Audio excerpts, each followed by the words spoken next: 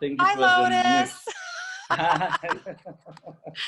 Oh my goodness gracious. Well, you know what? If you can't laugh about little things like technology not working out, then what can you laugh at, right? Exactly, yeah. Thank you for joining me, Lotus. I know it's like 8 o'clock at night there, and I know the type of hours that you pull. So we're going to make this a brief one just because we promised the viewers that we would pop something in today. We will reconvene for interview style tomorrow on Facebook Live after we figure it out. And I've got my Yes, assistant that's going to help us, so we'll be able to, you know, even ask the audience questions and things of that nature. yes, yes. So thank you, Lotus, for taking the time and working this long day so that we can connect.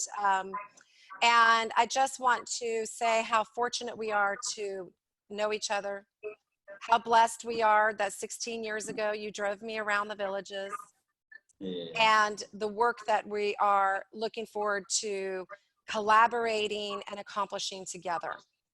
Yes.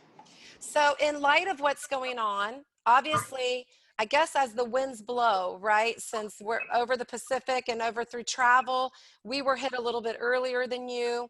I know you've had some Italian or people traveling from Italy that has affected South Africa. Tell me what's Yes. going on. What's your current state of the coronavirus lockdown as we speak? Well, every day we get updates on how far the virus is spreading. At the moment, we're sitting at over 700 cases. In all of South Africa, or in all of South Africa? The whole of South Africa, we have got over 700 cases. Okay, okay. And the government have decided to impose the lockdown, which gonna start in less than 30 hours from now. Okay. On Friday, we will be on lockdown just to try and control the virus.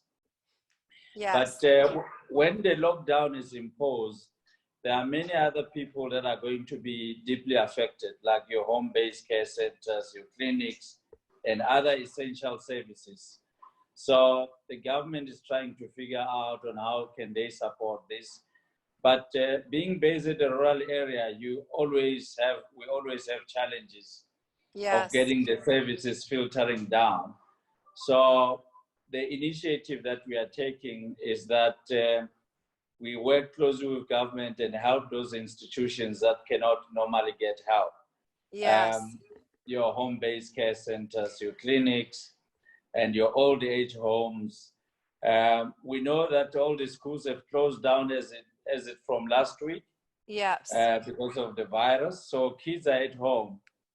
And schools are normally the place where the kids will get their meals and additional meal at the home-based care. And let me ask you to explain. Let me interrupt for just a second. Most people that are going to be watching this, Lotus, don't have any idea what a home-based care facility is, which is what Mom's House is stepping in to facilitate building more of these. And when I was there in January, we had the great fortune of going and I got to witness what these facilities, how they nurture the community. And what most people, Westerners, will not be able to wrap their mind around is the fact that there are children raising children, that there are the vulnerable and the orphaned are so incredibly destitute in many ways. And there are there's such a finite level of resources. The further you get away from the cities and the further you get away from the parks. And what I want to tell people is these rural areas are not like there's 10 and 12 people in a town. There are tens of thousands, hundreds of thousands of people in these rural areas that don't have anywhere to go. They don't have jobs. There's not a lot of money filtering down the further from the parks that you go. Now, these home-based care facilities, if you will describe, because that's what we're building, I can't wait till we get started. Tell me in a nutshell what a home-based care facility is and how the government supports the meals in the schools, and now what's about to happen as a result of schools being closed down, et cetera.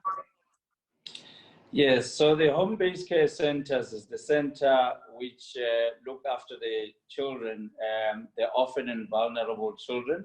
Some of these orphans are left behind. Their parents died because of HIV and AIDS or other chronic illness, but mostly HIV and AIDS. And some of the vulnerable children, they've got parents who are not working, who can afford to take care of their needs. Yes. So the center serves those kind of children, but the service for the center also extend to chronic patients who can able to go to the clinic to get their medication. They also look after the elderly. Well, we know in Africa, a lot of African families have got more children, but when the children grow up, most of them, they're more likely to move into cities. Yes. Then you have got elderly people who are left behind alone, who are not able to do things for themselves. The worst part in the area where I'm based, you have some of the population came from Mozambique during the civil war in 1985. So Yes. you do have kids that are left behind as orphan and vulnerable children, but they don't have birth certificates, or they don't have certificates because their parents died before they get their citizenship. So they're considered illegal immigrants then, right? Yes, Yeah. even though they were born in the country, but because their parents didn't have the documentation, so they can't access grant from government, they can't access any help. Yeah. So their only hope is to go into these home-based care facilities to get their meals, to get the parents' love, which they can't get. Yes. Well, Africans have got a very strong extended family structure, but the HIV and AIDS have left so many children behind. In other words, like Lotus, I remember you telling me back in 2004 when we met, or I always get the years confused. I can't remember if it was 2004 or 2005, but anyways, a long time ago, 16 years ago. And I remember being so affected in my heart. I don't know anybody that couldn't be. That would blow my somebody. I can no longer not look away, right? And I was made for this. I knew when, as a little girl, as you know, that God put it on my heart to help Africa. Yes. So I was so saddened and just overwhelmed with grief over the realization that these parents were dying of HIV, and then those children were going to an auntie's or an uncle's, and then those parents were dying of HIV, and then all the kids were ending up, and it could be what, 16 kids in a 2-room center block structure that doesn't have a kitchen, doesn't have a bathroom, doesn't have electricity, doesn't have anything really, but mostly they don't have food to eat. Yes. Oh, So some of the volunteers who work in these home-based carers, some of them were directly affected, either lost their husband through HIV and AIDS, or lost children through HIV and AIDS. And this group of women decided to group themselves and set up these home-based care centers because they know the pain of losing someone who would look after you. But when this home-based care center started, it was hardly recognized by government. Even now, it's difficult to probably convince the government to say, this is an essential service that need to be done. So that's what we got to work on next. But meanwhile, they're not getting supported, so they don't have enough food supply, which I learned about in January. Yes. So tell me about how many kids right now, how many centers, how many kids roughly, I know it's like putting you on the spot with the numbers, but that are in need now that they're not going to school. They literally won't have any meals because I know Nelson Mandela, as you told me, put in place where if a child goes to school, they get a breakfast. Then for the orphans and the vulnerable meaning, have very little, right? And need extra help as well. So many of them after school in the afternoon, they go to these home-based care facilities, and they get another meal, and they get their medicine, they get love, they get help with homework, et cetera, et cetera. So how many are we looking at right now that aren't funded by the government? Roughly how many kids rely on this source to be able to eat, and now will not have that? At the moment, there's quite more, but at the moment we've identified around 10 home-based care centers, which each center is averaging at around 200 kids that they look after. Okay. So if they ever have a meal in the center, it's either funded by the National Lottery, which sometimes is not consistent. Sometimes they can be funded for 3 months or 6 months, depending on how good their proposal is. Okay. And some of these centers are just operating in a temporary infrastructure. So because government is not providing an infrastructure like that, and so which is why Mom's House is coming to build the structures. Yes. So we are coming in to assist on that, and also if they ever get the social development funding, they will probably be funded for less children than the number that they have, because the children have to have valid documentation so that they can be recognized. So they probably get few meals to be shared by many children. So that part is also the most difficult one, because feeding the children, you have to do it daily. You can't say, I'm taking a break not to feed the children. Yes. So there's a great need of making sure that these kids get a nutritional meal like any other kid who have got both parents who are working. Yes. Now, even in those rural areas, you may have those orphan and vulnerable children, but you may also have families that are not affording to feed their kids. So if you are a kid, you are an orphan and vulnerable children, even if you have both parents, if you see your friend going to a center where they get meals, you're more likely to join. So, and no one gets turned away at these home-based care facilities, and I am all for that. I am a mom. I want to feed the world, and God bless the moms that came together, because the men had passed of HIV, and the mothers came together to try to solve this problem. And what I am so amazed at these women that were working in the garden. Now, the problem is most of these, there's only a couple of these home-based care facilities that are really operational, where they have a regular kitchen and they have water. Oh, your video just went out. Yeah, there I think, yes. It's probably your family calling you saying, when are you coming home for dinner? Right? Speaking of food, I know you got to be hungry. This man works all day and never even takes a lunch break. So first of all, I honor you for what you're doing. And you know that this community that you work in, the communities that you work in, we will be with you hand in hand. And which is why I've been this past week saying, how can I know that they're about to run out of food again, because we supported 2 of the home-based care facilities for the last month and a half, or almost 2 months, with their food supply. And I know it's about to run out. And I know that there are many more that are going to be in more desperate need with the school closures. And so we've got need here too in the States. And this is why I'm putting together this collaborative effort that Mom's House is announcing. We are going to start a fundraising campaign, a 50-50 fundraising campaign. And we're going to partner with, in the States, called No Kid Hungry. And this is a wonderful organization that I give to personally as well. And it's the same scenario. They make sure that the kids that are in the low income, food insecurity group that rely on the schools for their meals, they fund the programs in local communities so that that program can still be available. And they're doing it here in the Bay Area, which where I live, it's one of the hardest hit with homelessness. With the highest cost of living in the country, and we have a lot of families in need. And so I'm very happy to be supporting our local community. And No Kid Hungry is national, so it will, of course, help their national efforts during this time, as many of our people, we've been on lockdown here for a week now. Well, no, not quite a week, but everyone's affected, of course, across the globe.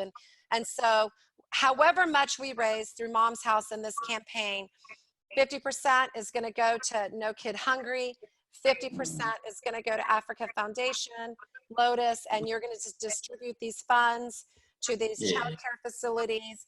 And I know that if everyone that of my community donated $10 and encouraged 10 people, it's the power of 10 people to donate $10, I know that we can make a big impact. And you have my devotion. Those children have my heart. And I know that we can work together and that we can create change. And now is the time for everyone to put their heart forward and let go of politics. And this is a global community at this point. The Dalai Lama says, and his book, The Art of Happiness, and I'm summarizing because I don't remember verbatim. It was, I don't know, 15 years ago I read this. He said, how can you lie so warm and full in your belly in your bed when your brother on the other side of the world is freezing or hungry or lonely or sad? And so we have it in our own communities here, and we also have it in bigger need in the greater world. And I'm happy that we're partnered to be able to help these children right away. Well, thank you, Teresa, for all the initiative that you are doing on your side to support the kids of Africa and to work on those initiatives during this difficult time. I know it will go a long way. The people will appreciate it. We have even the basic hygiene, like washing your hands. It's like, how can you wash your hands if you don't have water? Yes. So those are some of the things that may be taken for granted, but from where I am, people are struggling even to have access into water. Yes. Or these are basic needs that can help them to stay healthy.